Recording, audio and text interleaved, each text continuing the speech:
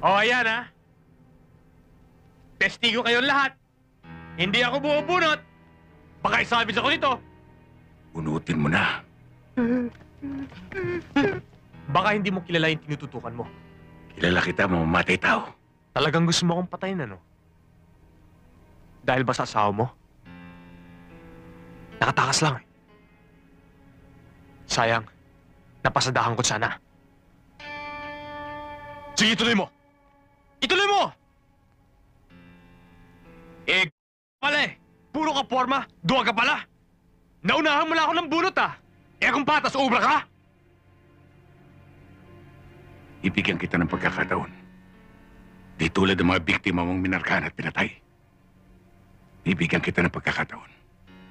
Pero iiwanan kita ng marka na habang buhay mong dadalhin. Yan! Di patas!